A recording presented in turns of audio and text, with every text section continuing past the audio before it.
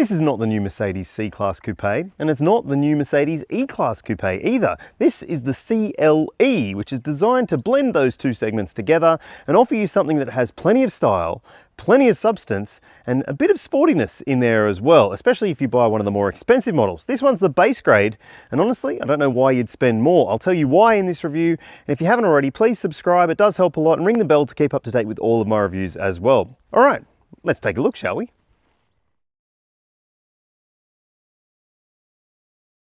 Not only is the CLE supposed to blend the two categories together in terms of the size, but also in terms of the price. Now, the previous version, C-Class Coupe, started about 20 grand cheaper than this, and the E-Class Coupe was about 10 grand more expensive. So this car right here is about $103,000 before on-road costs. That's the entry-level point, the CLE 200. And like I said, it doesn't really look like a base model because, well, Australians have this real tendency to want all the sporty bits on their cars. And so this particular vehicle comes with the AMG line exterior and interior pack. It also gets 19-inch alloy wheels, plus you're getting brilliant things like LED lights with matrix technology. There's also a beautiful interior finish, although it is fake leather, and it's actually pretty convincing in terms of the fakeness. And there's a bunch of big screens and stuff which I'll show you and talk you through when we get into the cabin. Of course, it is a four-seater as well, so it is reasonably practical, and all versions come with a sunroof built in as well, or a glass roof. Now, if you think, well, I want a bit more, well, there's the CLE 300, which you might want to consider. It does cost quite a bit more, but it adds a more powerful engine with all-wheel drive, and it also gets genuine leather interior trim as well. So it could be the best choice for you, or you could go for the C43 or C63 versions of this, which will come later on, and they might be the best if you are looking for the sportiest take on this theme. But hey, let's talk about some alternatives to the CLE, because there's some good ones. If you're considering the most affordable version of the CLE, then I reckon you should go and cross-shop it against the BMW 4 Series Coupe. Look, if you've decided that's not for you already, I totally understand that. I don't love the look of that car, and I do think that it's disappointing on the outside, but really, really good on the inside. Super practical, really great to drive, and there's a fair few options available in that lineup as well. But hey, if I was considering maybe the 300 version of the CLE, I would be cross-shopping that against a BMW M2, which is similar money, but much, much more performance. It's a different kind of car, obviously, but it's a better car, in my opinion. And look, I haven't driven the CLE 300, it's probably brilliant, but look, the M2, it's next level.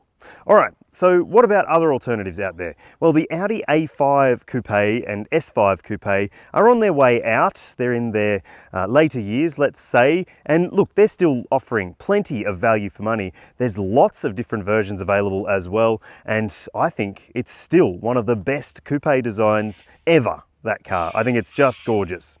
And what about a wild card? Well, for less money than this, if you desire a bit more performance and you're not so hooked up on the idea of getting a German brand with the German maintenance costs that come with it, tell you about that soon, then you might want to consider the Ford Mustang. The new generation version is here, it's on sale, and it is more expensive than ever, but it's a far better car than ever before as well. It's got a convertible model if that's what you want. There are a bunch of different coupe versions as well, and it's practical for the sort of car it is as well. Tell me what you think. Would you pick any of those or something different? Let me know.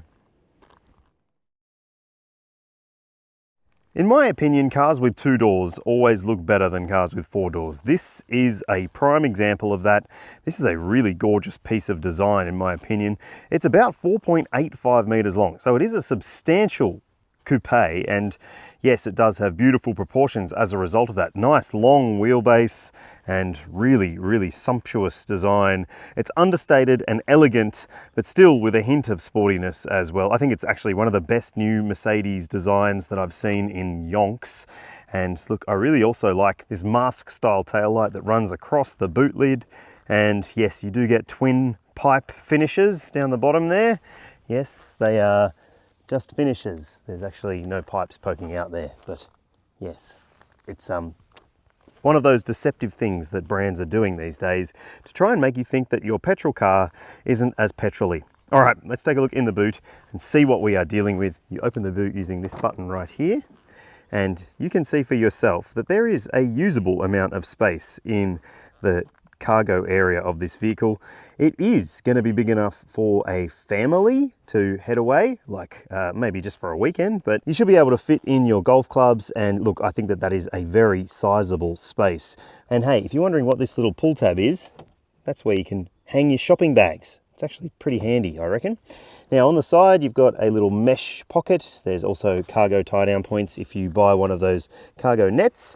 And underneath the boot floor, there's more storage space, but no spare wheel. In fact, there's a little cargo box solution here. Let me just show you. So that's what that cargo box looks like when it's put back together. And yes, I do think that this is a big enough space for plenty of buyers. Sure, it's not SUV-like in terms of the usability, but hey, it's got a nice wide opening as well. So loading in bigger items shouldn't be too big of a task. I think there are two different types of people in this world. Those who think that this is the epitome of luxury design, and those who maybe think that it's a bit garish. And I tend to fall into the garish category. I don't love interior design by Mercedes-Benz. I think it's a bit too blingy, but hey, obviously that's what the market wants. I am not in the market to buy a $100,000 coupe just for fun, so maybe I'm the wrong guy to be telling you about the interior, but I'm going to tell you about it anyway, because that's what you're here for, right? So let's talk about the ambient lights in the vents. I actually like those. I think that they add some wow factor at nighttime in particular. And there's ambient lights everywhere in this cabin. You can see even in daytime, they're bloody bright and they're bloody special. And that's part of the wow factor, I'm sure. You even get them up here in the ceiling as well. So it all looks great, doesn't it? This is a fake leather interior trim. It looks pretty convincing if you ask me, and it feels pretty nice as well. It's one of the most convincing fake leathers out there, and I think that it just ties in nicely with this design. Look, as I said, it's not my taste, but I do appreciate the quality of the materials in here and the finishes. I love the fact that you've got some big bright screens to use and interact with, but I don't love the fact that you have to interact with them using these controls on the steering wheel, which are bloody cumbersome. They're fiddly, they're too touchy, and you can bump them when you're driving, and that's because they don't have dials and buttons. They're like a haptic controller, and I don't like that, and I'm sure that you might not like it too. Now, if you're wondering about your seat controls, they're over here in the traditional Mercedes position. This base model has heated seats, but not cooled seats. And look, I think that if you want those nicer features, obviously if you're spending this much, maybe you can spend more, but maybe you shouldn't have to spend more.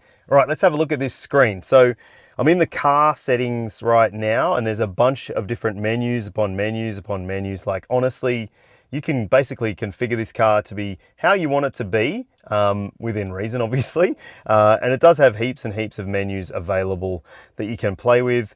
Yes, you've got wireless Apple CarPlay and Android Auto, and that is nice and quick to respond. Although, during my time in this car, I've noticed that it can cut out at times when you're going under tollways in Sydney in particular. So that might be something to do with the configuration of this particular vehicle, or just more generally. All right, so let's go back and have another look at the main home screen here. So let's have a look at YouTube, shall we? Yes, you can do that. It does have data connection included. And that also means that it's got an SOS call button, and you've also got Mercedes Me connected services too. So if you are looking for help, you can use that system, and that will be able to get you there. And the YouTube app doesn't seem to be working on this car for whatever reason, but there's other menus on here that you might want to spend a bit of time getting to know. I obviously haven't had enough time to get to know them because I don't know them. It's just really, really busy on this screen. And look, you've got games. If you want to play games, you can. There's also the car's settings, as I said, and there's also your drive mode adjustment, but you have to have the car running to do that. So look, that's all well and good, I think, but honestly, I'm the sort of person who just gets into a car and wants their Apple CarPlay to kick on, and hey, it's got that. So look, the wow factor, certainly, if you like bling, you're going to like this thing. But hey, I want to show you the second row space, just to give you an idea of how much room you've got to play with back there. Oh, but before I do that, check this out. This little belt retractor will basically feed you your seat belt, and when you're getting out, it goes away and the window goes down for some reason. All right, let's check out the back seat. Okay, so to get into the back seat, you need to pull this lever, and that will, as you can see there, electronically fold that seat and push it forward, so there's a bit more room for you to try and get in and out. I'm going to do that now and see what we are dealing with. Just pull this seat back. Now, here we go. Righto, so that seat is set to, well, almost where I was sitting, not quite, but I've got foot room, yes, a little bit. Knee room, yeah, a little bit. And headroom, a little bit. So if you've got a 6-foot passenger, you'll be able to fit them behind a 6-foot driver, in theory at least. And that might be all the convincing you need in terms of the space and usability in the back seat. But I'm going to show you a few other things. So you do have ISOFIX points in the window seats and top tethers for both window seats, because they are only window seats. That's right, there's only 2 seats back here. You get cup holders between the seats, you get a little storage thingy here, and you also get another little storage thingy there, and some vents, and there's speakers and lights in the armrests, and more little storage thingies there, but no USB ports, which is a bit of a downer, I reckon. And you can fold these seats down if you need to, but yes, if you're after a Mercedes CLE panel van, that could be the right thing for you, I guess. Powering this entry-level CLE 200 is a 2-litre 4-cylinder turbo petrol engine. It's got pretty decent power and torque figures. It's got a 9-speed automatic transmission and it's rear-wheel drive. And if you're considering spending a little bit more to get into the CLE 300, well, you're not getting a 3-litre engine. You're still getting a 2-litre 4-cylinder turbo petrol, just like this one, but with more power and torque, a 9-speed auto as well, and all-wheel drive. So if you know you're going to encounter slippery surfaces or gravel tracks, it might be a better choice for you on your way to your winery or your ski chalet or whatever you do with your lots of money. I reckon that the 300 might be a really good choice if you are a fan of acceleration as well, because it does have a faster 0 to 100 time. But if you're after the fastest versions of this car, you might want to wait for the 43 and 63 AMG versions of the CLE. They promise to offer a lot of grunt. Okay, first things first for me, I just can't quite get comfy in this car in terms of the seating position. I would like to sit just a little bit further back, but I can't. And if you've got really, really long legs, you might find that it's not quite right in terms of the seating spot for you either. My legs aren't that long, but they're obviously longer than my torso. So yeah, I wish I could just make a couple of minor tweaks to the seating position, but otherwise, it's a pretty nice thing to drive, I have to say. The main thing that I'm really enjoying about it is the fact that this 2-litre turbo petrol engine, it's enough. If you are looking for a performance car, fine, I understand.